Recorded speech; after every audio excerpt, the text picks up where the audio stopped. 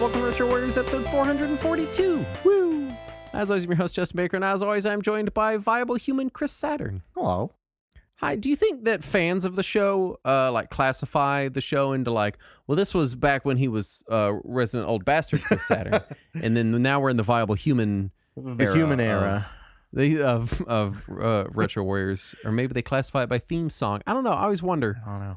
I don't know that we have that kind of fans to begin with.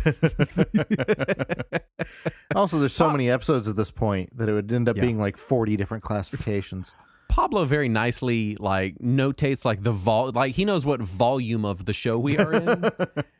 Yeah, and he's always and he keeps track. It's a very nice, kind thing that he does. How are the volumes broken up? I don't remember. It might be by year. I'm not sure. Okay. But I bad at paying attention to that kind of thing. We've just done 442 of something. There you go. It's done. As far as housekeeping, this is our last Retro Warriors recorded in 2023. I'm still going to do a Talking Wizards, and we have a read along before the year is out. But this is our last official, main RSS feed show. Now this is our second episode that is being posted in 2024. But you're in the future. We're not there yet. You're next year. We're in a year behind you still. Yes. Back here in the trenches trying to slog through the final portions of 2023, which, at least in my life, have been doing their best to fucking suck. So, I don't know why I thought that was notable, but it is. This is our last recording of the main show of 2023. My week. Last week I mentioned that I'd been playing Trails in the Sky. Yes. But not when I wanted to play a video game. Right.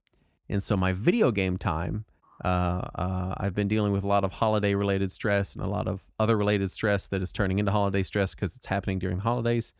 Right. And I've learned that a thing that I like glomming onto during that time is survival crafting kinds of games. Because they give me a constant loop to perpetuate. I constantly have something I can be going and doing within the game. I don't have to search for anything or think about anything. It's like, oh, my thing broke. I need to go get materials to make a new thing. Now I got those. Now I need to make the thing. Now I can use the thing to get materials to make a better thing. And I can just cycle that loop in my head. Yeah.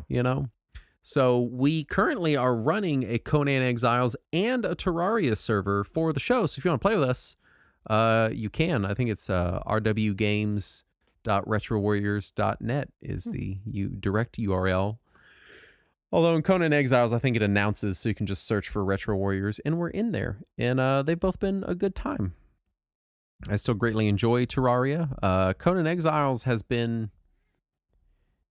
It's kind of gone through some updates that have done things like added always online, and I'm sure they've always had microtransactions, but I don't know.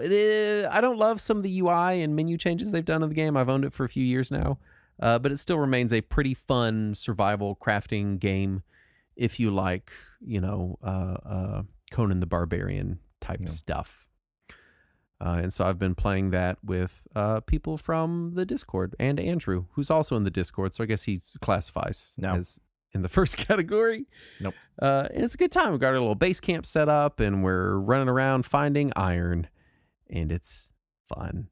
I also picked up, just totally on a whim, someone in our Discord was friends with me on Steam, and I kept seeing them playing this game. And it is, I think it's called Fire Pro Wrestling World. Yeah. There might be more after that. So like Wrestling World something. For people that don't know, Fire Pro Wrestling is a very long running 2D wrestling game series. Yeah, I believe since the NES, right? I don't know. I started on GBA, so that was my first one. And it was my first GBA game too. And I put in lots of hours on the game. Never learned how to play it. Just literally figured it out through osmosis. I think I got it used or something. I don't remember what the deal was, but I never knew how to play it.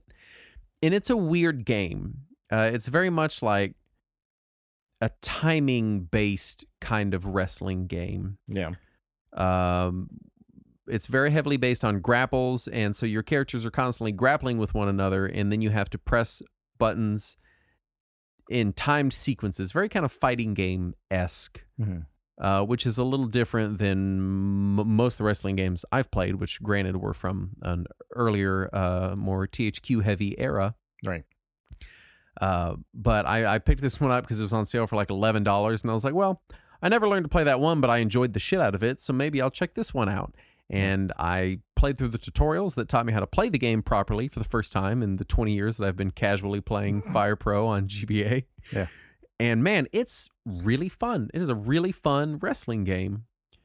I don't know any of the wrestlers in it. I assume they're all made for Fire Pro. I think they have some tie-ins with New Japan Pro Wrestling, which is a league over in Japan. But I don't recognize anyone in it. But it has Steam Workshop support. So you can just go download a collection of like every 80s and 90s WWF wrestler or the entire NWO roster or whatever your particular wrestling fancy is. Just and Cyndi then have Lauper. those characters. Just Cyndi Lauper. Sure. Yeah. Just Cyndi Why Lauper. not? Yeah. And so I've now got like, 400 wrestlers in the game. So it's insanity.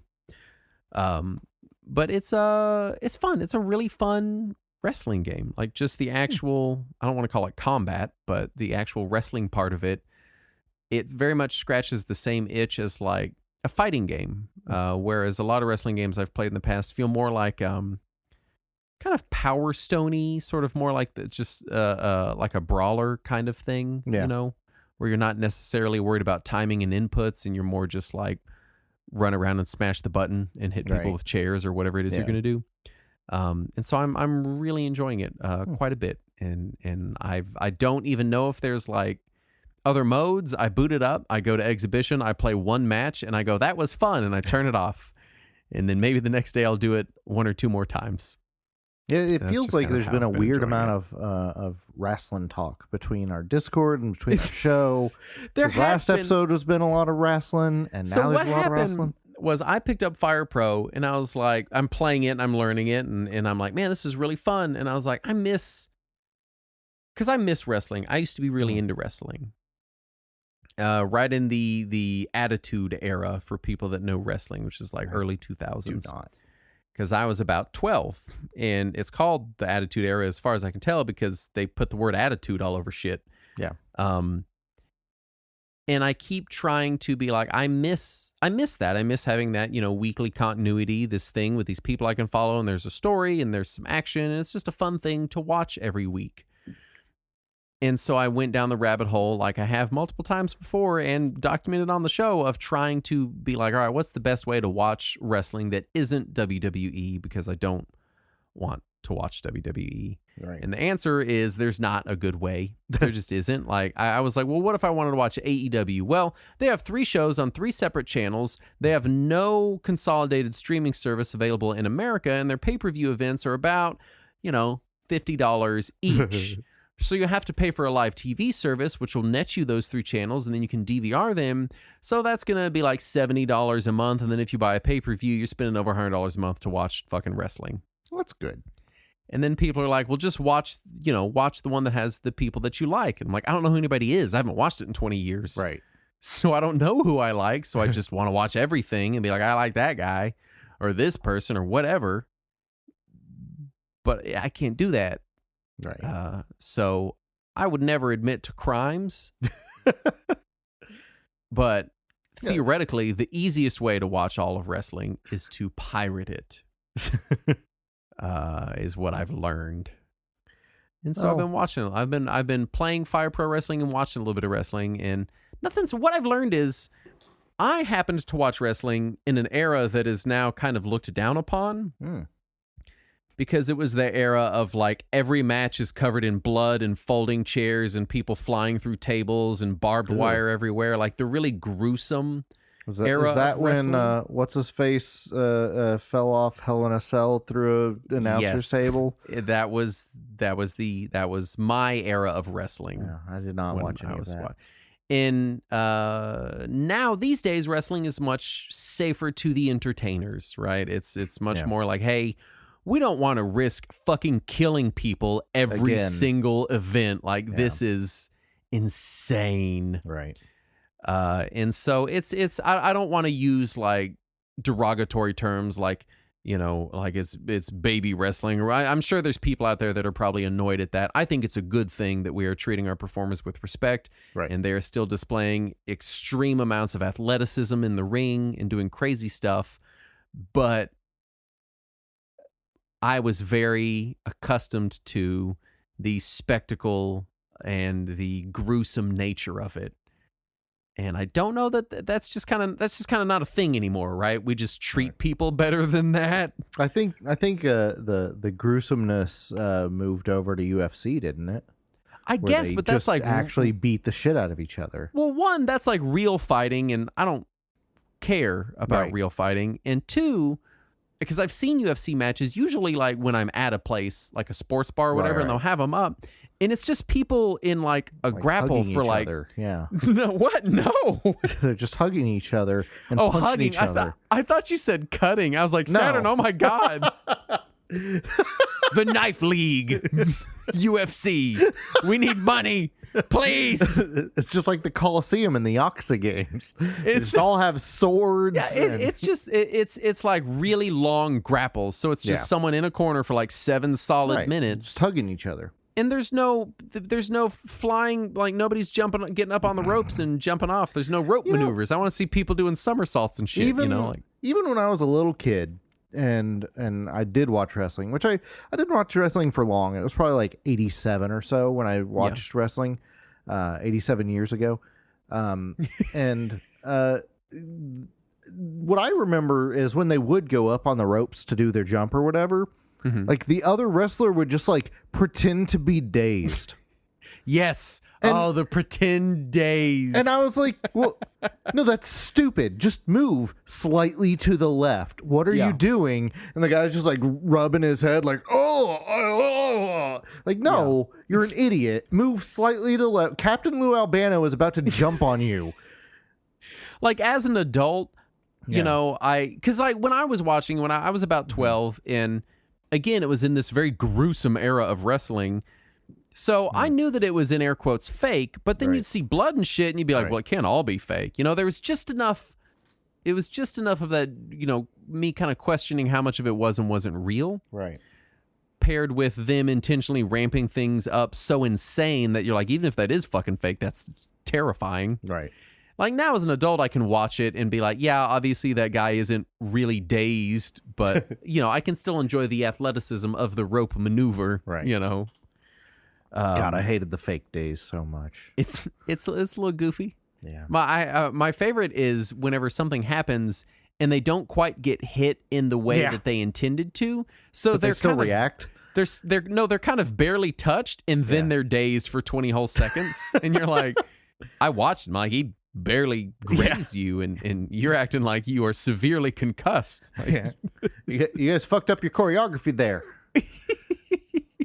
Anyway, I am trying to enjoy it and it's not going awesome. They're so long. It's like every episode of the thing is like 2 hours long and I'll watch like one match and be like, yep, that was a wrestling. I'm done.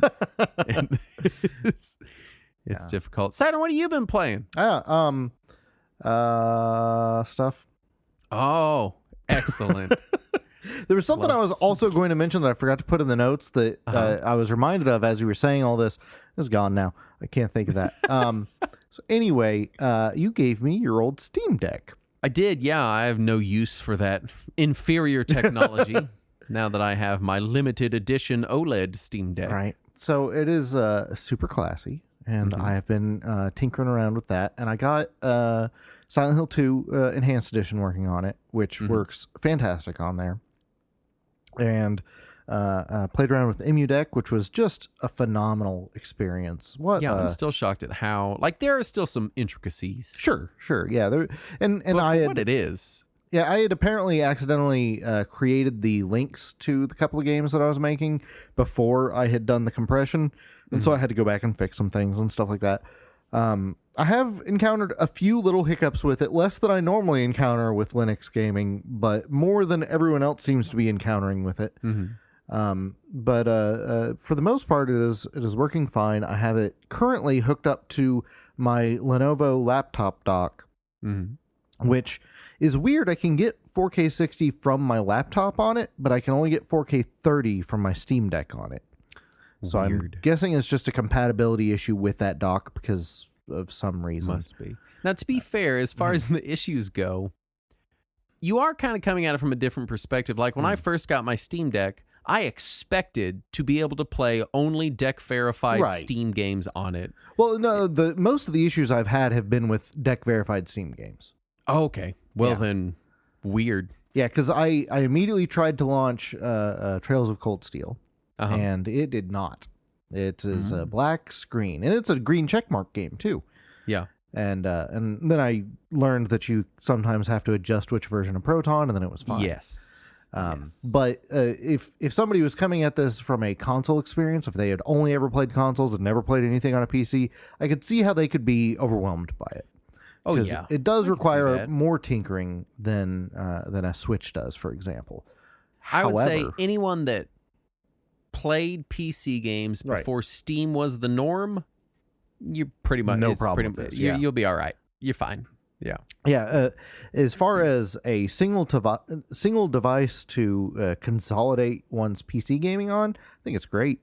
Oh, amazing. Yeah. I've, as I said, I currently have it hooked up to my TV. It's only outputting 1080p at the moment because I can't do 4K 60. Honestly, I don't know why you want to do 4K. It's a Steam Deck. You're going to make it go into space. Well, here's my thing. I mostly want it to stream my PC games to it from my desktop, and my desktop can handle 4K no problem. So I just want to be able to stream my PC games 4K to it and have some emulators installed locally on it. That way, if I want to use it as a handheld, I can play some emulators. And if I want to set it down on my TV, I'm just going to stream things from my desktop anyway because it's more powerful. Yeah.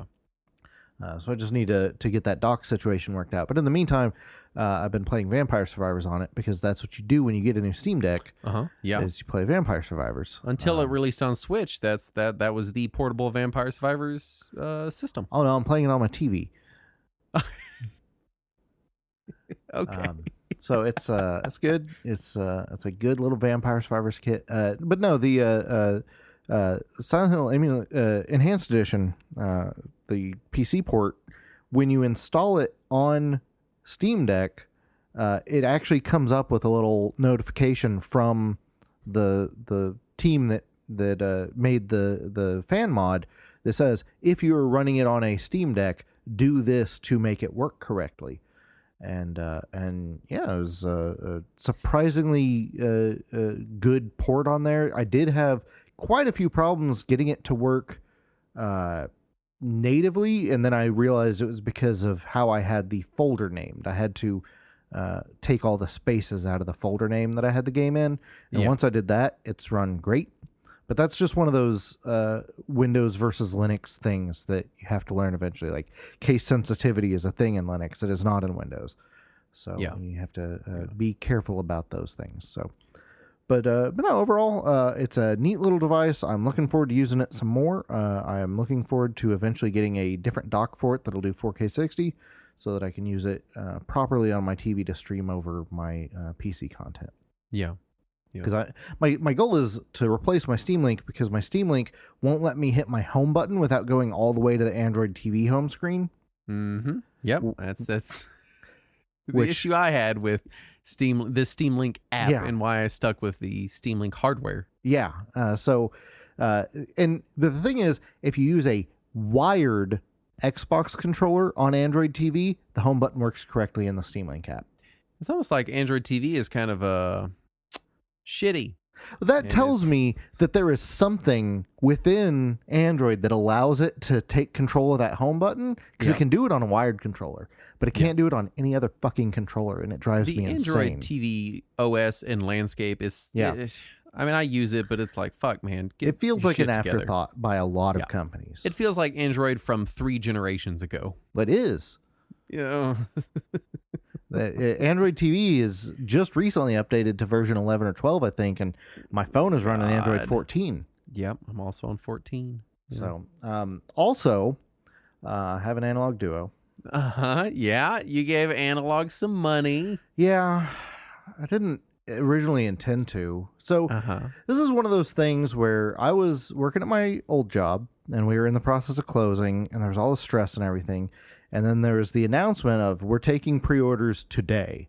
And there was that thought in my mind of it's a TurboGrafx thing. If I don't order it right now, it's going to sell out, and then it's immediately going to be worth $500. So if I ever want to have this, I should get it. But I thought I canceled out of it and went on with my day, and apparently I didn't because it showed up last week.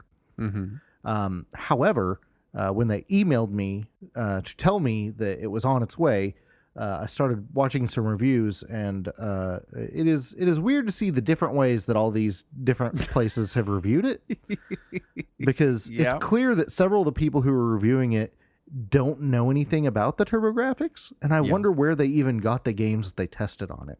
Yeah. Well, eBay, Saturn. Yeah. Oh, God. Don't pay eBay prices from for the TurboGrafx games. So it works great as far as actually playing games. If you just want to play some TurboGrafx games on there and you have Hue cards or CDs or a CD burner, if you somehow still have a CD burner in 2023, you can just burn discs. Hey. But, it's 2023. I have a CD, so and I burn CDs. I'm sorry, this is 2024 when we're releasing this. If somehow you have a CD burner in 2024, it's if you have that stuff, great. Also, it doesn't come with a controller, so make sure you have some kind of USB gamepad you can use on it, or a Bluetooth gamepad you can use on it, or a TurboGrafx controller will work. Well, PC Engine controller will work, or a Turbo Duo controller. So the actual gameplay is fine. However, the menu for it is literally the same menu as the Analog Pocket, which I'm sure is a fine interface. Bespoke boutique electronics made with care and passion. Yeah, on a 3-inch screen or whatever, I'm sure it's great. Yeah. On my 65-inch ULED TV, it's each letter is like 3.5 inches tall. It's ridiculous, and it's just white text on black background with no iconography, no imagery at all. It's just very bare bones blank, which is fine. It still plays the games, unless you try to create a save state, whereas it says save not supported. When you look in the menu, it says it's because that'll be added in a future firmware. Saturn, don't you understand? They're going to finish this bespoke, machined aluminum, high-end boutique electronic project that you've already given them money for, and they've already shipped you at a later, undetermined, unpromised date. Yeah, and you fool, right? And all the reviews that I saw were like, "Oh, an Analog sent us this very nice review unit, and they sent us this 8BitDo 2.4 gigahertz controller, which works perfectly with it." And so I was like, I have the 2.4 gigahertz 8BitDo TurboGrafx controller. I got it from my PC Engine Mini. Yeah, so I'll just plug that in. Well, the home button doesn't work. It didn't do anything at all. And I was like, well, why doesn't the home button work? Well, I looked it up. It only works if you connect directly to the Duo, not if you use the USB receiver for the 2.4 gigahertz device. So I tried to sync them, and nothing happened.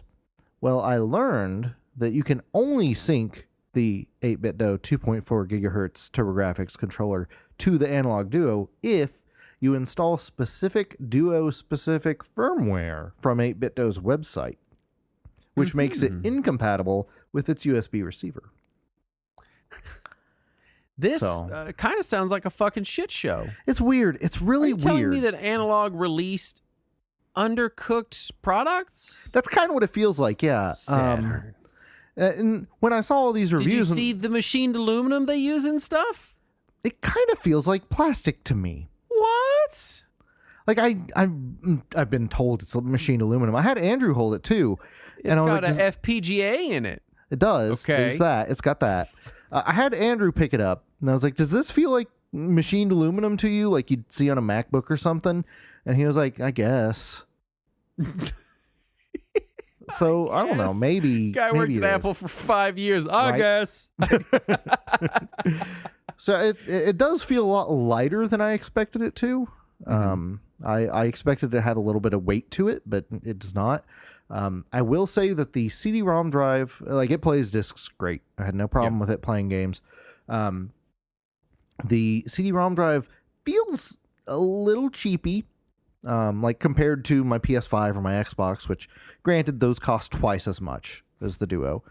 But didn't the PS5 and Xbox also get shit for using relatively low quality disc drives to begin with?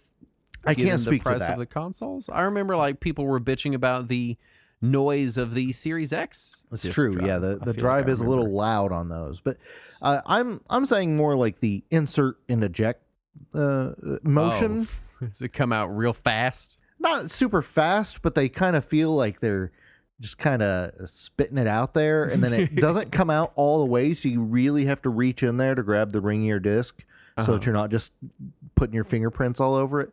Yeah. The HuCard slot is a little tight, but it works. Except you had given me those repros and the flash cart that you had on your PC Engine. That the repros will not fit in the slot. They are too thick. Will not fit in there. Cannot test those. The flash drive, I could not get that to boot at all on it, but I also couldn't get it to work on my TurboGrafx anymore. So I don't know if maybe that flash card is just dead. Might be. It was weird. It was a very early flash card. It looks like an older model. I did find the software for that flash cart to try to put a different game on it. Welcome to 1998. Right? It's like if you're running Windows 2000, you need to do this. Like, oh boy. Yeah. But overall, as far as compatibility goes, like I tested it with some original PC Engine and TurboGrafx controllers. Played several of my games on there. They run great. I popped in Street Fighter 2 with a 6-button PC Engine pad and played through it entirely. Like I got distracted. I was like, I'm just gonna test this game on here for a few minutes. The next thing I know, I've beaten Street Fighter 2. Yeah. But it plays very well. One thing I was impressed with was how quickly it picked up the 6-button pad, because on a lot of emulators for TurboGrafx, if you're playing anything with 6 buttons and you accidentally started the system with a 2-button controller and you go into the settings to tell it you want to do 6-button instead, you then have to reset the game for it to see it. Whereas I plugged in my 6-button controller, I accidentally had it in 2-button mode, and I flipped the switch and immediately it saw it as a 6-button controller, just like a real PC Engine would. So I will give it credit for things like that. It does seem to be doing the actual emulation perfectly, which is what it is designed for. Yeah, what you would expect from an FPGA console. Exactly, yeah. The hardware emulation, I should say, is done correctly. It's still emulation. I don't care what FPGA people say. It is emulation. It's just hardware level emulation. Right, they're emulating the hardware, not the software. But it's done very well. It is very good hardware level emulation for this 35-year-old console. So, is there a turbo and turbo CD core for the Mister? There is, correct. Okay, and presumably similar performance to that. Yeah, and I did want to price it because I was like, this is a $250 piece of kit to play old TurboGrafx games, and it requires the original software to play.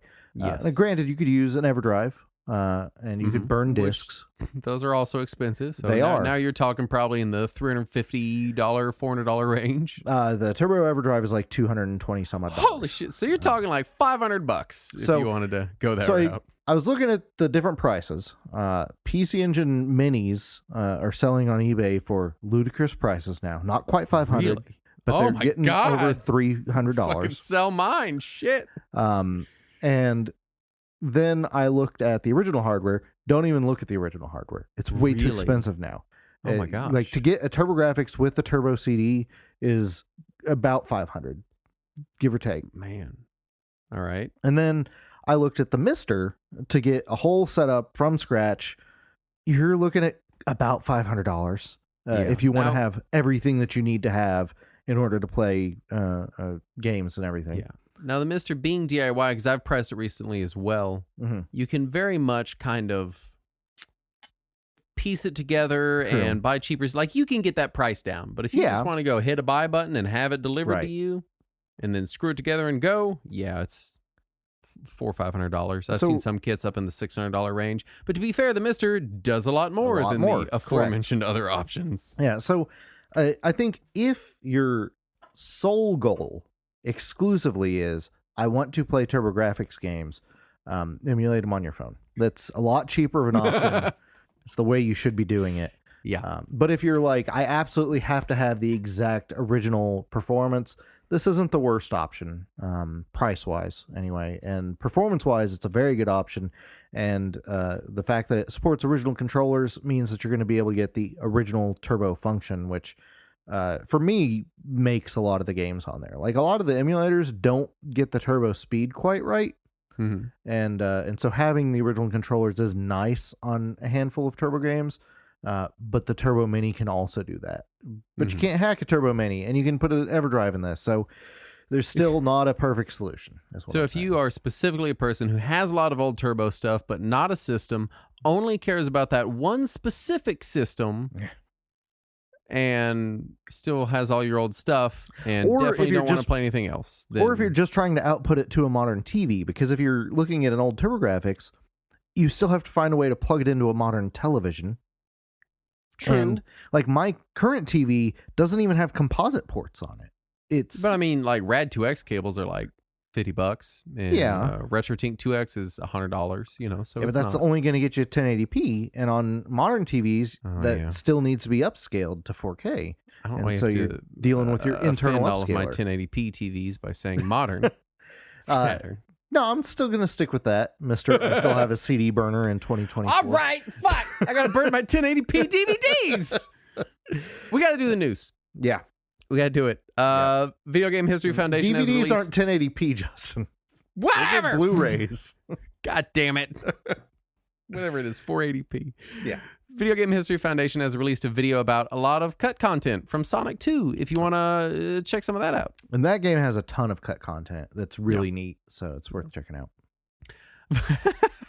Valve asks people to please not smell the fumes from the Steam Deck. I haven't tried it yet. I'm going to fucking do it anyway. And 2, the OLED has a slightly different smell than the original Steam Deck did. And I'm not going to fucking stop, and you can't make me, Valve. Fuck you. I bought it. It's mine. Just imagining that goofy meme. I'll fucking do it. It is this kind of like ozone electronics kind of smell, you know? The OLED Steam Deck has the exact same electronics smell as my Oculus Quest does. The original Steam Deck had a more kind of early Switch type of smell. What is an Oculus Quest? Is that some sort of knockoff MetaQuest? Oh, yeah, excuse me. It's similar to that. Insomniac had a leak. Yeah. Because leaks are just the name of this game now. Everyone's doing leaks. That's what's hot right now. This one was an unfortunate one, though, because it looks like a lot of the employees' personal information might have also leaked alongside. Yeah, not fucking cool. That's not cool. A fan remake of Link's Awakening has released. It is a PC ground up rebuild of the game, remake, not using original code. And was immediately, it was less than 24 hours, hit with a C&D. The person that uploaded it to a brand new itch account with an incorrect name and like a bum email address. They literally dropped it onto the internet and noped the fuck out. Yeah, they knew what they were doing. They absolutely, nobody in the Zelda community knew this shit was coming. Right. Everyone was totally blindsided. Every news article picked it up, and it was immediately shut down. Oh, yeah. I got it, and let me tell you, it runs beautiful on my new great Steam Deck. It looks amazing. I've played a bit of it. Really, really good version of the game. It's still out there. Go download it. If only somebody could port it to the Switch. I wonder if the Switch could handle Link's Awakening. I don't know. Maybe at like 5 frames per second. Yeah, that'd probably be about right. It is. I had this came out like the day.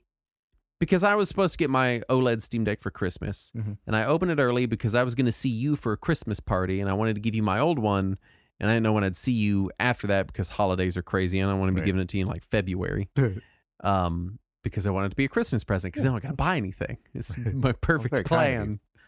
And so I had just opened my OLED Steam Deck like the day before this came out, and something because when I got my Game Boy Pocket. It was my first Game Boy that was mine because the Game Boy I had before was like an old one that was a hand-me-down and the battery compartment was all fucked out of it. So like you had to plug it into AC. And so my Game Boy Pocket was a big deal to me. And the game I got with my Game Boy Pocket was Link's Awakening. And the like weird, unexpected nostalgia wave of playing Link's Awakening on my new console that I just got Yeah. was very weird, Nice. and I did not see it coming. And man, that one hit me right in the feels. Nice. And what a really good version of the game. Very fun. Very highly recommend downloading that. It costs $0. Yeah. And it's a good time. And even though it was hit with a C&D and definitely removed from the internet, I bet you can find it. I bet you can. I bet it's PCSX 2 has reached 99% compatibility with PS2 games, and Vita 3K is at 55, a respectable 55% compatibility. Yeah, for the Vita, a system that a lot of people have mostly forgotten anyway. I can't forget about it because Vita means life. That's true. Live on in our hearts forever. Atari has acquired a near majority stake in Polymega manufacturer Playmagy. So I thought it was Playmagy. Playmagy. I don't know. I don't know this. I just read it. It's on the teleprompter. So that's a thing, I guess. Atari's not been making a lot of awesome hardware-related decisions lately. I don't know. The 2600 Plus. True. That one's looking pretty good. So I'm divided on that because it seems to be a functional device, but it's not compatible with a lot of the games that I wanted to play, which is weird because we figured out Atari 2600 emulation decades ago. Mm-hmm. And two, when you turn it on, you have to wait several moments before it starts a game, as opposed to the original that just instantly started because it's running like Android or something. Right. So I have some concerns about it. However, it does seem to be good quality hardware, and its games are compatible with the old system, as are its controllers and stuff. So it's nice to see that coming back. True. I mean, it's no VCS, but I hear that the stick for the VCS was really nice, even though the system was trash. Twitch allowed nudity for almost an entire day. That was a policy shift. So what the fuck were you thinking, Amazon? Apparently, it was they were trying to address some inequality in how different people's nudity was treated, and their initial solution was to just open the floodgates, and then immediately realized that was a very bad idea. Yeah. Not shocking to anyone. No. Video footage found of Mario 64 multiplayer mode, which could have been a cool thing. Yeah, it was at some trade show in Japan. Kojima and A24 announced a Death Stranding movie because, of course, it's Kojima, of course, it's Death Stranding, and of course, it's A24. Yeah. Fucking of course. Everything about that sentence sounds like somebody smelling their own farts. Yeah, I just can't wait. Miu Flip shown off. Yeah, I think this was announced previously, or maybe there was a similar handheld, but the actual showing of the device from Miu was new, or at least they acted like that when they texted me because I'm in the text chain. So I'm excited for that. I'm excited for GBASP style handhelds to be a thing, and it seems like it might be going into early 2024. I noticed several people in our chat were turned off by the giant logo on the front. Yeah, but that's what stickers are for, right? Right. I got a new Bulbasaur sticker. I'm going to slap right over that thing. Pac-Man prototype found has been ripped, posted to Internet Archive, and can be played on an Xbox 360 emulator. I said Pac-Man Party. Did I say there party? You did not say party. Pac-Man Party prototype. Yeah. It's and it looks like it's completely unrelated to the other Pac-Man Party games of that era. So it's neat. Bootloader found in PS1 version of Alien Resurrection. Did you hear about this? No. Okay, so one of the developers of Alien Resurrection contacted MVG on YouTube to let him know that there was a secret cheat code in the game that nobody had figured out what it was good for all these years. Yeah. And it turns out what it's good for is playing burned games. It will allow the console to reset and load whatever disc is in the tray as long as you do not open the disc tray. So if you do what everybody did for the swap trick back then and just cram the drive tray open, then you can put in this cheat code put in another disc, hit the button, and it will just load up whatever the fuck is on that disc, whether it is a licensed PS1 game or not. And Beautiful. prices of Alien Resurrection immediately shot up, as if there aren't $5 bootloader discs out there for the PS1 at this point. I don't know what people are doing. That you could spend a lot less and get a bootloader for your PS1, but right. whatever. But there is a certain I know. There's a certain market of people who even their weird swap tricks need to be authentic to the hardware. Yeah, so. But it's I think that's a hilarious find. I can't believe that's been hiding in there this long. Like a Dragon 8 is being advertised as including a roguelike mode. I don't think these people know what roguelike means. I don't think they've played a roguelike because it was, as far as I could tell, a dungeon that changes every time you go into it, so it's effectively, random. Yeah. But that's only one little aspect of the roguelike. Like, does my character die permanently when I go in? Maybe your stats will reset when you go in. Oh, that'd be great for a 50-hour Like a Dragon game. I'm excited about this. I like infinite dungeons. I think that's always a thing that excites me, is to have a thing that I can just delve into over and over and over. In Lufia 2 and in Final Fantasy 14 for that matter, the roguelike mode is just dungeons that you can go into that as soon as you go in, you get reset to level 1 with no items. Yeah. And you go as far as you can in this randomized dungeon, and then when you come back out, you're set back to wherever your stats were before. That's fun. I like that. So I imagine that it'll be something like that. That would be cool. All I saw was that it was going to have a random dungeon, which that's halfway there, I guess. Right. And finally, Falcom announces 20th anniversary Trails game, possibly a port of Trails in the Sky trilogy to modern platforms. Great time for me to be playing the originals. No, it's two separate things. The 20th anniversary game, which is being subtitled Farewell Zemuria, which is terrifying because I don't know what that means is going to happen in the story between now and then. That is terrifying. And then also a possible port. Yes, they said they're looking into ways to make Trails in the Sky playable to modern gamers because they have forgotten that we still have PCs. Yeah, I was about to say I'm playing it on my OLED Steam Deck right now. It runs great. I don't know if the PC version is available in Japan right now, because all the tweaks that have made it playable on Steam Deck are all done by the Western localizers. Because the original version, I don't think it's been updated since the Windows Vista re-release in Japan. No. It might have gotten a Windows 8 release. What do I have? Some voice mod on my version. Oh, nice. I took the Vita voices. Yeah, it says it did, but then I think it was supposed to voice cutscenes, but it doesn't. But I have voices in battle, but then I couldn't remember if I had those before or not because I don't pay attention to things. If they're in English, you had them before, because that was... They are in English, so I guess my mod didn't work. Right. Which brings us to, very late in the show, our topic at hand. Anyway, that's all the time we have for today. Which is 2023 in review. Have you heard about our Lord and Savior 2023 Game of the Year, Baldur's Gate 3? Perhaps the greatest game of all time, Justin. I read it. Oh my God. We're going to talk about Baldur's Gate 3. Initial thoughts. Yeah, I'm going to talk about it. Okay. Initial thoughts. This has been a fucking year. 2023 was very much, a lot of it was still a COVID year for me. I had COVID right at the end of 2022 going into 2023. And so this feels like only half of 2023 has been getting back to normal life. Right.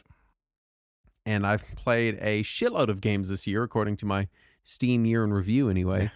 But I'm much like all of the COVID years, I'm having a hard time differentiating things. Everything I was like, oh yeah, 2023, I would be like, oh no, that's 2022. A lot of it was 2021. Right. Apparently I remember 2021 really well, but not what happened a few months ago. Right. So just kind of a weird blur for me this whole year has been. Yeah, same here, because I started the year recovering from COVID, and then like as soon as I was starting to feel like things were getting back to normal, that's when my dad passed. And then as soon as I started to feel like things were getting back to normal, I got laid off. I forgot. Yeah. Holy shit. And like right as I was getting back to normal from that is when I got laid off from my job. Yeah. And then I got to spend several months trying to shut down that operation, and then several months trying to find a new job. So it's been a weird fucking year for me too. I understand. It's strange. Just been very strange. Right. Let's talk about business. The It's businesses. business time, Saturn. That's why they call them business socks. Stadia fucking finally died. Yeah. It was, which feels like it was years ago. Right? I guess it just has been dead for years. Yeah. But then was finally axed Yes. this year. They had announced it last year, but they finally pulled the plug at the beginning of this year. You very kindly just put constant, seemingly endless layoffs all across the board instead of detailing all of the layoffs, which I did. I think is smart because, man, it has been a year of two things. It has been a year of record-breaking profits being reported. Yep. And layoffs. Constant, never-ending layoffs. And so it has been a very rough year in the game industry. Yeah. I feel like, again, we're still very much feeling the effects of COVID. I think we're going to feel a lot of the business side effects of COVID for a long time. Yep. And then for a long time after that, companies are going to keep saying that that's why they're doing bad shit. And even though they've, recovered. Or whatever. I did notice as I've been looking for a job these last several months that every listing that I've seen that didn't look like an obvious scam has made it very clear that it is 100% in office, no hybrid, no remote. And I think that's what companies are doing right now. In wake of all of their layoffs from earlier this year and last year, now they are trying to convince everybody to full-time come back into the office so that they can make whatever money they make off of commercial real estate or whatever. Micromanage you. Yeah. And that, Epic Games laid off a lot of its workforce. Yep. We don't even know if we talked about the Hasbro layoffs, which only kind of tangentially affect video games. But 2 weeks before Christmas, Chris Cox, CEO of Hasbro, laid off 1,100 employees. What a Cox. Most of them from the Wizards of the Coast division, which handles Magic the Gathering and D&D, which are some of the most profitable areas of the entire company, and also at their most profitable that either property has ever been in the history of its respective property. Totally normal. So it's normal. Everything's normal. It was very hot this year. I'm melting. Embracer had a bunch of layoffs this year. Yeah, we talked a little bit about them last episode. But they're on the ropes. Sony laid off a bunch of the Bungie staff this year. Which was depressing because the Bungie staff, as part of the purchase agreement, was told we're selling to Sony because we're not going to have any layoffs, and then they had some layoffs. Yeah, so E3 was killed. We mentioned that last episode. Yeah. They've died. Unity almost killed itself. Yeah. Have they did that? So they've finally rolled that back. They right? did walk it. They kind of walked it back. They basically walked it back, but not entirely. And now the trust is gone anyway. So. Exactly. Yeah. They walked it back. They changed it so that it would be nicer to some people in some situations, but a lot of people are just kind of done with it anyway. Epic. I do like that right after I had seen all this disaster about Unity, I started watching all these documentaries about Tommy Tallarico and the Amico and all that crazy bullshit. And in like every promo, he's like, and all the games are going to be made in Unity. And I was like, oh, that fits. Tracks. Epic did a lot of shit this year. They did all the layoffs. They won their monopoly suit against Google. Yeah. And they also sold off Bandcamp after buying them last year because dude, let's just fuck up the only good music streaming platform, literally the only goddamn one. Yeah. And then right after they sold them, whoever the new owners were laid off a bunch of the staff too. Yeah. Fucking just Is this the only depressing part of this episode? Is the next section mostly, less depressing? This is where all the depressing stuff is. Good. Microsoft did finally acquire Activision Blizzard. King, that was one of the big stories going on for a long time this year. Because it's been going on for so long. It feels like it's been years we've been hearing about the Activision merger. It's contested. It was fully blocked in the EU for a little bit. Right. And then it was unblocked. Well, no, it was only blocked in the UK. The EU immediately. Oh, yeah, you're right. Yeah. UK regulators blocked it. And then there's the whole question of people were like, well, will Microsoft just not do business in the UK? And it's like, no, they're not going to do that. Yeah, they're not going to do that. So that finally has gone through. There were other acquisitions. Acquisitions. Atari bought Night Dive. Yes. People doing the Turok remasters right now. The System Shock reboot that just came out a few months ago. Yep. Tencent bought Techland, the Call of Juarez, Dead Island, and Dying Light people. Sega Sammy bought Rovio, Angry Birds. Sega Sammy bought Angry Birds. Yep. About a decade too late for it to matter. Right. I mean, it's already gone full circle with like 2 movies. What was it point. the Sega president said recently about how they were being propped up entirely by Sonic, Persona, and Yakuza? I don't remember, but now they have Angry Birds. You know what? Fucking good that those are your franchises propping you up, because those are your good franchise. That is how it works. Right. The good things you make should be the things propping you up. You remember I said Sonic in there, right? What? Look, okay. Half of Sonic games are good. Almost half, yeah. Yeah, all right. Okay. I'll accept that correction. Atari keeps buying shit and it's terrifying me. Yeah. Atari bought Digital Eclipse. Atari is starting to look like they're going at the pace that Embracer was 2 or 3 years ago, and that's really worrying. Yeah, especially when like a year ago they were talking about hotels, casinos, and tokens, NFT coins. That was like shit. 3 or 4 years ago, Justin. Oh my God. What year did COVID start? 2020. 2020? Yes. It's Oh been my God. almost 4 years since we started COVID times. Goddamn COVID. You fucking asshole. That's most the business Businessy stuff. It's no longer business time, Justin. It's no longer business time. We've made it out the other end. Apple did a bunch of video game related shit, but we don't follow that. But there was a lot of Apple stuff. Yeah, kind of mixed in there. We got some of that coming. Also, Mario and Luigi got new voices. That was a pretty big gaming event. Got that listing in the not business stuff. The not business. Well, let's talk game stuff. Yes. Walk us through some game stuff that occurred in 2023. So the 3DS and Wii U eShops shut down. Yeah, and the online services for those systems are going to shut down in this coming April. And for like those of you in the future, that would be this April. Right, yeah. It's still the closest coming April to when we release this. True, but I feel like yeah. So, like you mentioned, Charles Martinet dropped down from the role of Mario. It doesn't look like he specifically wanted to, which is unfortunate. Yeah. But he did. We got a new voice actor that I've already forgotten the name of. Oh, I had it pulled up. Kevin Afghani. I'm not sure how to pronounce that last name. Yes. But yeah, is the new voice of Mario and Luigi. We did see a bunch of trade shows moving back to in-person. GDC, QuakeCon, Gamescom, Tokyo Game Show, BlizzCon all did in-person events this year. Yep. Because COVID's over, Justin. It's done. We defeated it. Oh, wait. Yeah. What do you mean it's still here? Yeah, right. Apple has decided they want to be the next Netflix in the gaming industry. Mm-hmm. So they funded an iOS port of Resident Evil 8 in addition to all their other gaming stuff that they have been doing.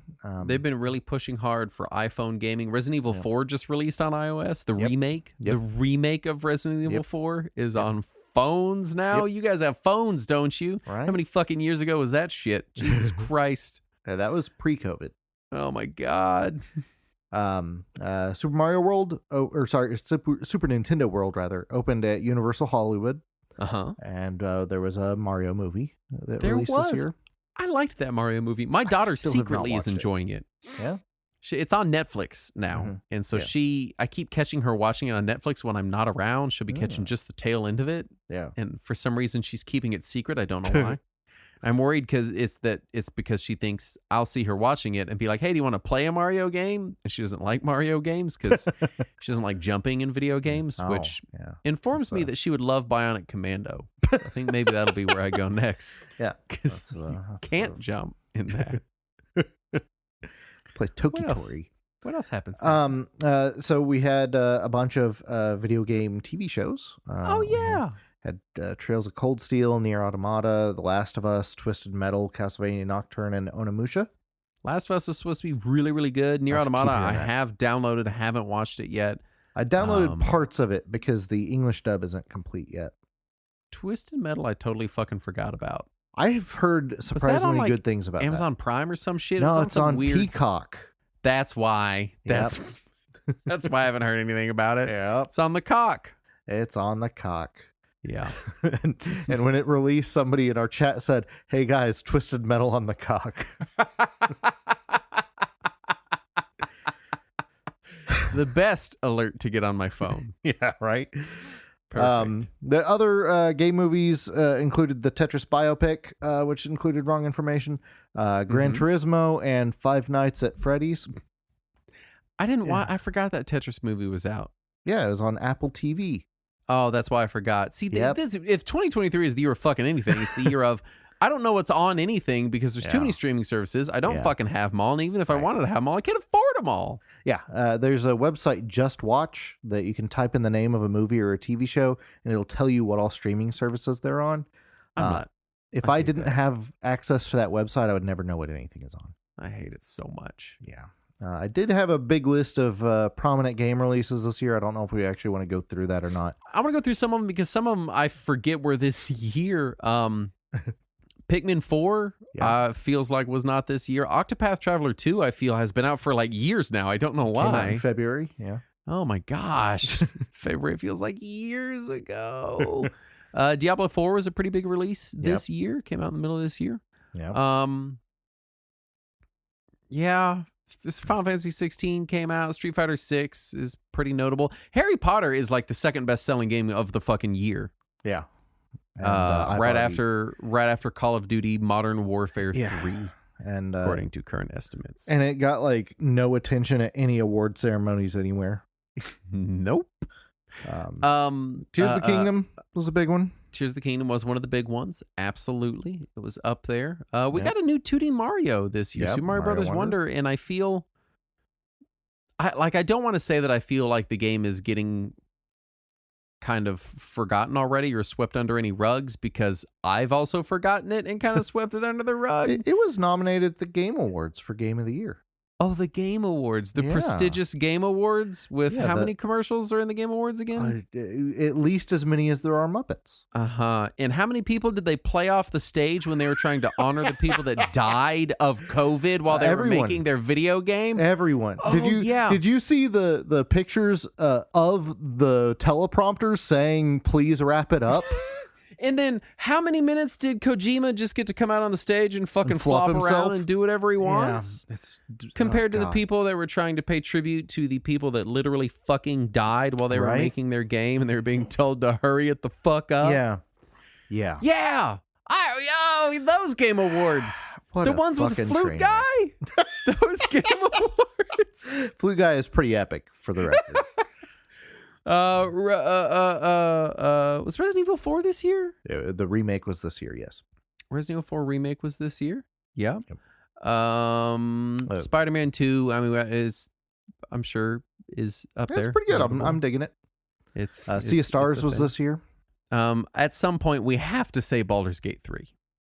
Yeah. We have to say Baldur's Gate 3 came out this year, was Game of the Year from basically everything. Everyone, everywhere, ever, in America anyway, every outlet. It came here. out, it was at the same week as Pikmin 4?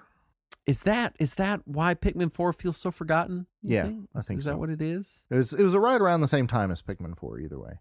Yeah. And also Armored Core 6 is right after it, and nobody remembers that anymore either. Yeah, also Armored Core 6 came out, I think it got caught up in that From Software hype machine. It came out, it was full price, it was pretty short, and it was also pretty much just more Armored Core. Right. But allegedly very good Armored Core. Yeah. And I think people were hoping that they would like Dark Souls it, even though there was a lot of discussion about people not wanting that. Right. I don't know. I think it got caught up in a weird media cycle. Yeah. Let's talk hardware, because there's not much. No. The PlayStation VR 2, the MetaQuest 3, the PlayStation Portal. Oh my God. And the Steam Deck OLED. Steam Deck OLED, it feels like the only actual gaming hardware. Hey now, don't knock the PlayStation Portal. I mean, these PlayStation VRs have got to be selling because they're making them. And I know that the Meta Quest has to be selling well too because they keep making them. Right. I do feel like this was I feel like VR in 2023 is kind of hitting, like, it's becoming a thing now. You know, it's like sort of hitting the consumer end. I'm getting people asking me about it.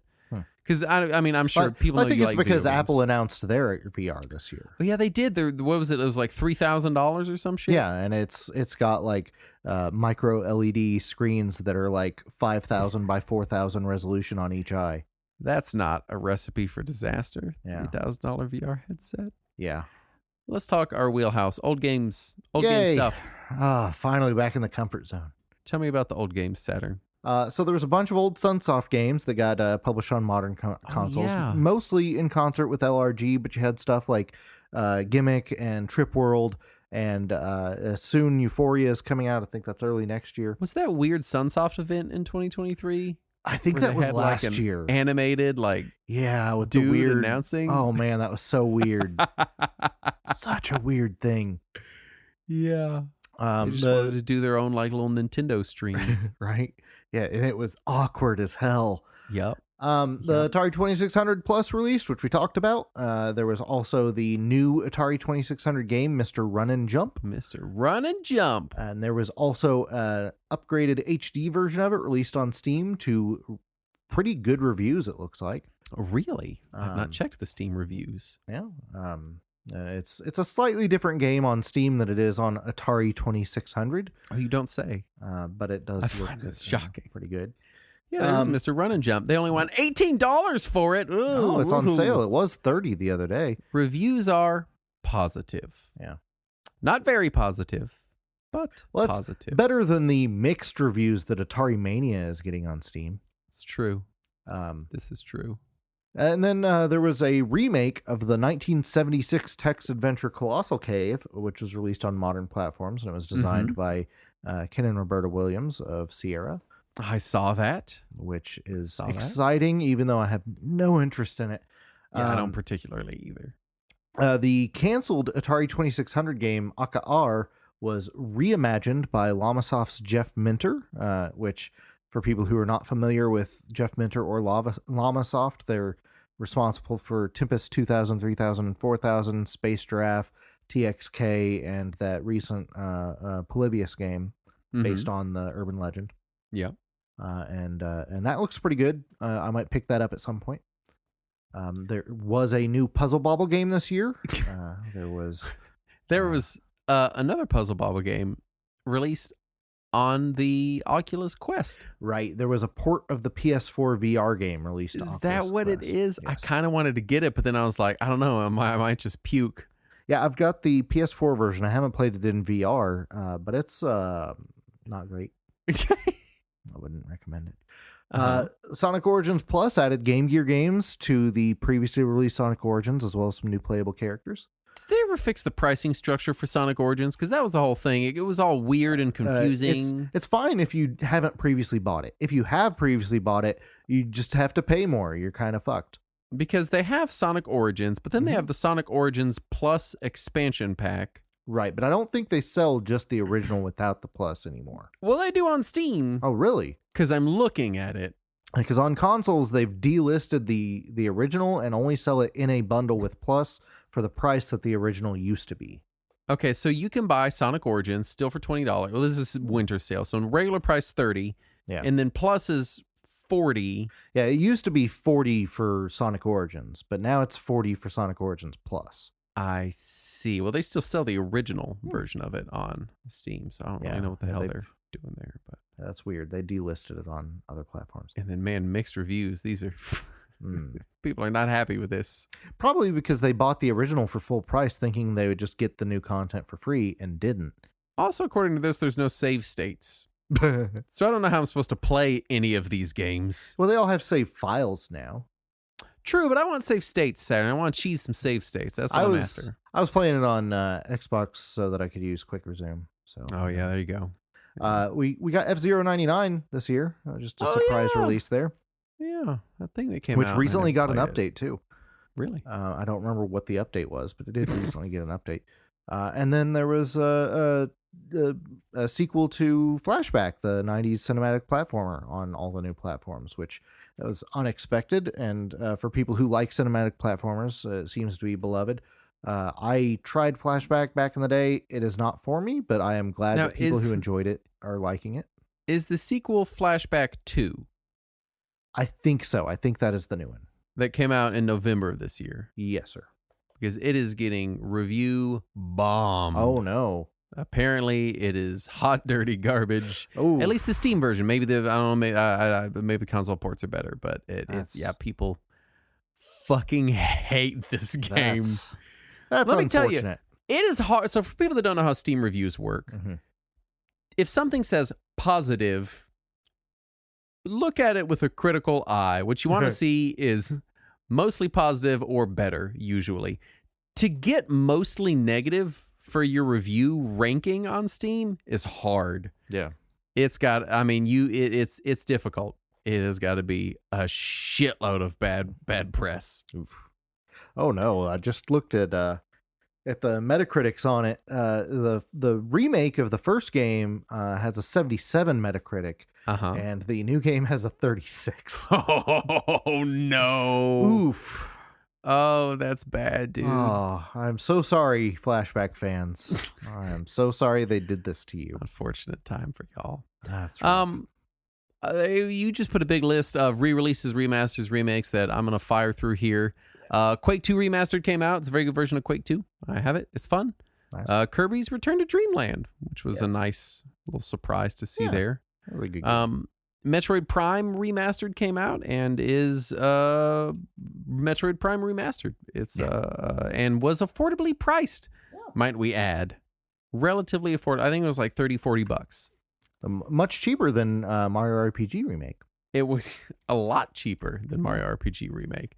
Baten Kaitos 1 and 2 came out. I think that one's Switch exclusive, I believe. So I've not picked it up yet. Front Mission 2 got its remaster. Pikmin 1 and 2 came out on Switch, which is exciting to see. We Heart Katamari, which I was nervous that they would do any more Katamaris after the previous Katamari remasters. I don't. They seem to be enjoyed, but I don't guess they sold well because they're constantly on sale for like a couple bucks. I don't know, because I maybe they made all their money on Game Pass. I don't know. Maybe like I'm seeing like physical Switch versions for like $9 in stores. Too. Like it's dirt cheap. And anytime I see that, I just assume it sales wise did poorly. Right. Live Alive came out.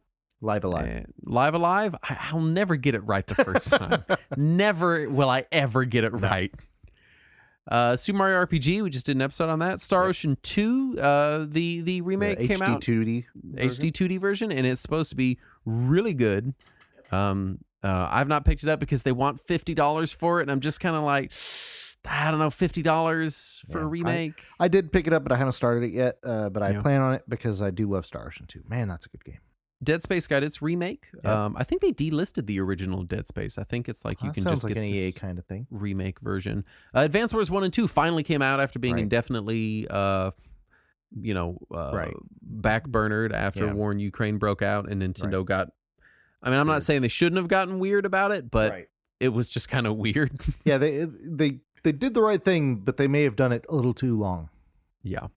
Resident Evil 4 remake, we mentioned that one came out. And then old game releases. Wonder Boy Anniversary Collection came out. I did not pick that one up. I bet you played my copy of it. Did I? Yeah, you came over. We popped it in the PS5 and tried it out. Yeah, we did. I remember. I remember that now. I remember being at your house Saturday. Persona 3 Portable and Persona 4 Golden. Yep. Nice to see. Available on pretty much everything now. Everything now. Although Persona 3 is getting a remake coming very soon. It was also getting the remake. So kind of weird that they released that right before the remake. Right. Raiden 3 and Raiden 4 Mikado versions, which basically I think just changed the soundtrack. I've got one or two of these Raiden remakes they've been doing for the last few years. Toa Plan Arcade Shoot 'em Up Collection Volumes 1 and 2 if you're a Toa Plan fan. Yeah. Fatal Frame 4. I don't know why I thought they were way later than that in the Fatal Frame. What are they on now? What is the remake current? Of 4 was what they released. Yeah.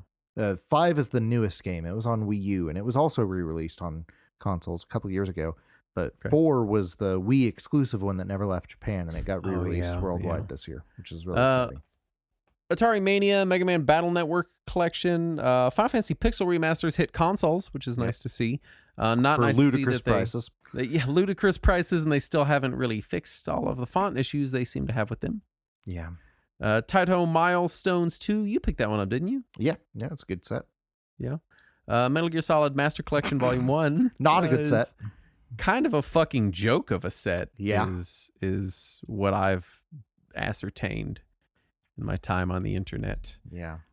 The Visco collection released with none of my favorite games from that company. I don't even fucking know Visco. They released a handful of Neo Geo games back in the day, as well as other obscure arcade games.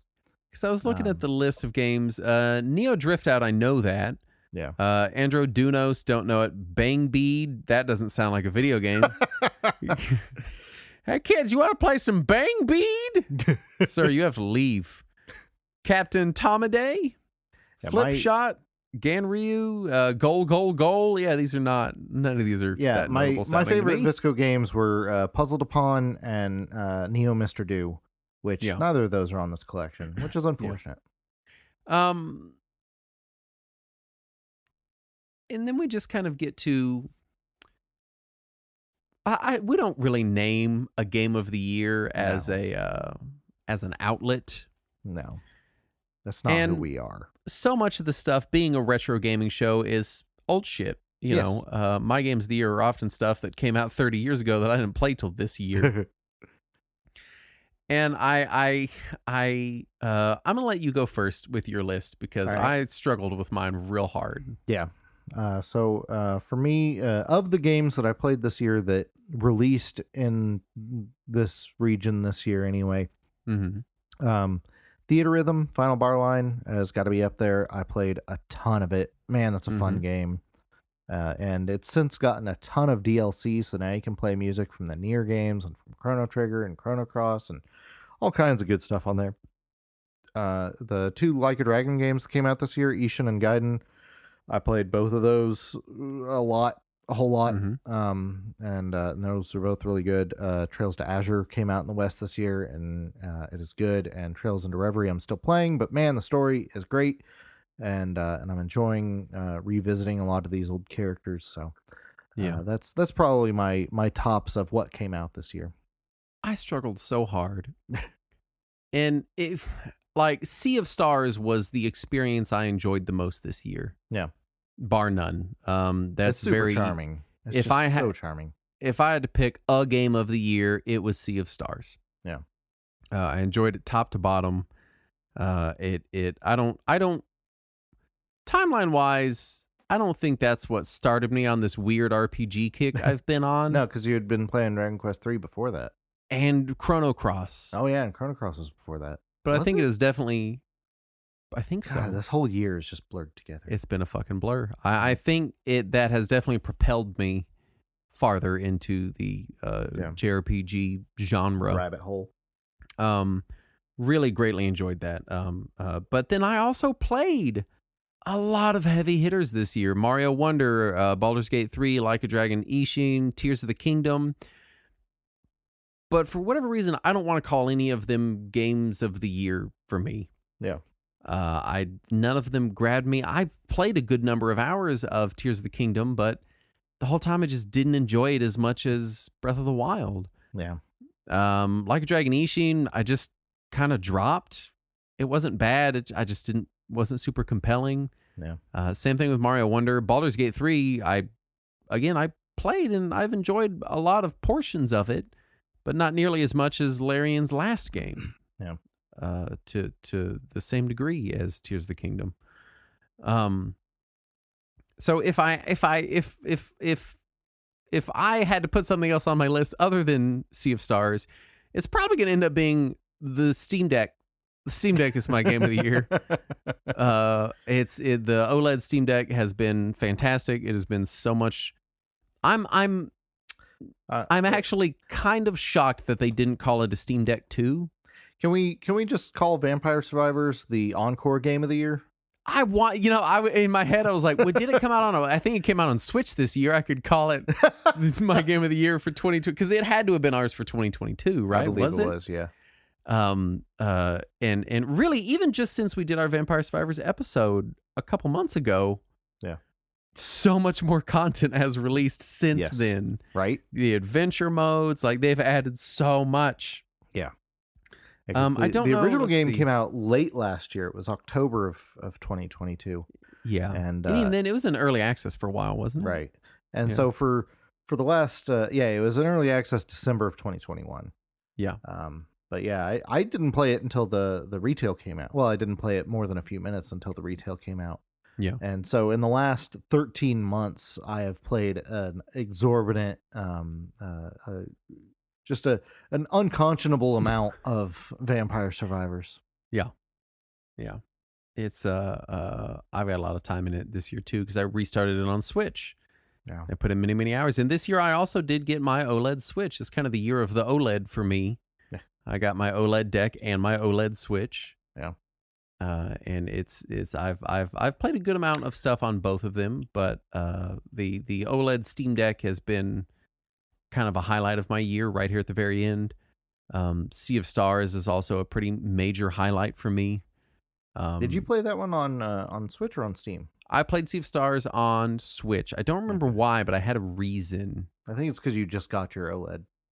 That's what it was. I just got my OLED Switch, and I was like, yeah, I'm going to play it on this because I just got my OLED. I'm curious what the tail for Sea of Stars is going to be like for me. Well, it looks like there's going to be some more content soon. Mm-hmm. They released a holiday image, which people have already discovered includes some secret messaging about a future update. Yeah. So I'm curious to see what gets added to that. I might have to revisit it when that happens. I was looking to see, because we always kind of talk on the show about RPGs, and we just don't cover a lot of RPGs because a lot of them you're talking dozens of hours. Unless you count the last 6 months or so. And I was looking to see RPGs we covered this year. Yeah. Ys 6 was right there in January. Jumped straight in with Ys 6. Yeah. And then we didn't do another RPG. I guess you could kind of count Newtopia. It's RPG-esque. Yeah. If you're doing the action RPG route, we did Illusion of Gaia. Yeah. Yeah. But then we went into Half Minute Hero.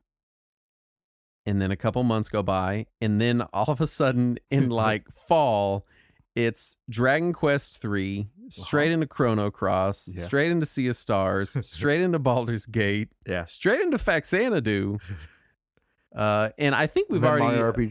Mario RPG. I think we've already done a Trails episode, so I don't think we can do Trails in the Sky. Yeah, we did Trails in the Sky last year. Yeah, you and Guy did that. Yeah. And what's funny is I was playing the game now, and I was like, I remember them talking about some kind of twist, and don't say anything, but I think I remember what it was. Oh. But I'm not sure, and I'm not sure if I remember who it was. Oh, it was 2021 when we did that episode. But I remember hearing that, and at the time being like, well, I can never play that game, and I don't remember what it is now. And so when it happens, I'm going to be like, oh, that was the thing. Yeah. Because 2021, we were messing around with having different hosts on. We had Pablo on for an episode. We had Guy on. Yep. I think you were sick at that point. I think I was getting over. So, I was sick a lot in 2021. Yeah. So we had Guy and Pablo come and help fill in for a couple episodes just to make sure that we stayed on track. So just as far as the show, because we're going over 2023. Yeah. And I didn't go back and listen to our 2023 wish list. I should have. Yeah. But I did not. We very RPG heavy for us. Yeah. Lots and lots of bigger, heavier games, bigger, heavier topics. Who knows if that's going to continue into the future? I want to say, because when did I get my Steam Deck? Was it 2022? I think so. It was like early spring 2022, early 2022, somewhere around there. I want to say that I've been playing more RPGs because of the Steam Deck, but then a lot of them I've played on Switch. So I don't know. Right. I don't know what the fuck has changed. But we'll see where that goes. Yeah, I was looking back through old episodes that we did, and we didn't do one of these year in reviews every single year. That we have done it several times. Mm-hmm. And in 2019, we did the 2010s in review, like the whole decade. And our next episode was called "Looking Forward to 2020." Oh no! No, we didn't. So God. sometimes things happen. That's one to fucking listen to, man. The before COVID times, before we knew what we thought life was gonna be like, and then here we fucking are. Yeah. I feel like society has had Arrested Development for the last 3 years and change. Yeah, I was talking to someone the other day, and I was like saying something, and I was like, yeah, it happened in the COVID years. I think it was Andrew, and he was like, is that what we're calling them now, the COVID years? And I was like, well, we have to call them something, right? Because it definitely is a weird period that we need to refer to as a block. It's the early 21st century pandemic period. We could just call it the COVIDs, like it's a sitcom. It mutated. There's multiple strains just because it's the COVIDs. It can star Joey Lawrence and Paul Rubens. So yeah, 2024, we'll see. 2023 was the RPG year for Retro Warriors. We have to have done more big RPGs this year than we've done any other individual Definitely feels like it, yeah. There's no way that we did more. And what's funny is I have not pitched any of these. No, it was all me. Like I try to hold off on pitching RPGs, and when I do pitch RPGs to you, I'm like, this is an episode we could do. I'll start making some notes just in case you decide you're feeling it someday. Yeah. And then, and then we might end up doing it. And then this year you were just like, no, let's do all of these RPGs. There were many RPGs I put in several hours for the show and then decided like, no, I don't want to do an episode. Xenogears was one of those. Yeah. Where it comes up and when we were doing our meetings and it was like, hey, let's do Xenogears. And then none of us want to sit through Xenogears. So here we are. Yeah. It's a very important game for its time, but its time was 25 years ago. Yeah. And if you like things whose time was probably 25 years ago, we have a Patreon. And you listen to a bunch of old people be old and talk about the COVID years and What did we talk about in the pre-show this week? I don't know. That was years ago. I don't know. It wasn't the Christmas donkey. No, that was that much. that was last episode. Hopefully this weird, I always feel like when we do these, someone in the Discord was like, hey, are y'all taking time off for the holidays? And I was like, no. And they go, well, we appreciate that, like, you guys don't phone in shows at the end of the year. A lot of outlets just kind of phone in some shows. And every time we do one of these years in review, I'm like, I kind of feel like I was phoned in. We just kind of put a big list of shit and talked about things that have already happened. Right. But I forget where my segue was going. We have a Patreon if you want to pay us for this. We would love that for you to give us money. I bet you would. It would be fucking fantastic. Saturn will get weirdly aggressive with you about it. It'll be great. We want to thank the following patrons for their kind donations, starting with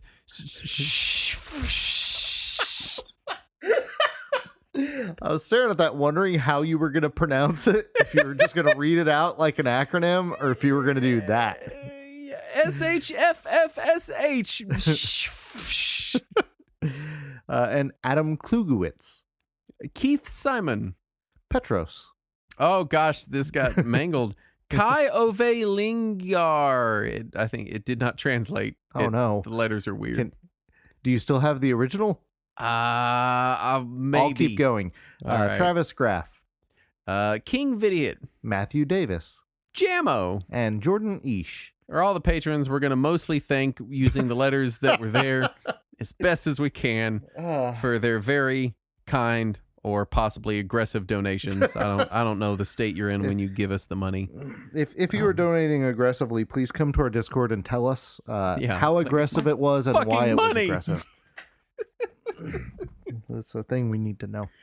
Yeah, we need to know your mental state whenever it auto drafts out. Do you look at your phone every month and be like, oh fuck, I forgot to cancel that stupid thing? Yeah. Give those idiots $4 to hear them talk about Christmas donkeys. In fairness, it's a good Christmas donkey. Yeah. What anyway, Dominic. Oh, Dominic the donkey is his name. Dominic the donkey. Anyway, we hope 2023 is over for you. Yeah, we hope that it was better for you than it was for us. And it will soon be over for me. Yes, and we also hope that 2024 is great for everybody, and that you all have a great year coming up, and that you all enjoy it. And yeah. I'm sure nothing wide scale and bad could have happened in just the first couple of weeks of it. There, that was my. That was the moment people will look back on and be like, "This guy's a fucking idiot. He didn't know shit." Yeah. I wonder if I said something similar in my looking forward to 2020. I sure hope space doesn't explode in the next few months. Shit. Really, isn't space always exploding? Space kind of is just a big explosion. Like, that's basically what it is. Yeah. I sure hope it doesn't double explode. We need to end this. Thank you so much for listening to the show. We'll be back next year. Yes. And as always, let us cling together.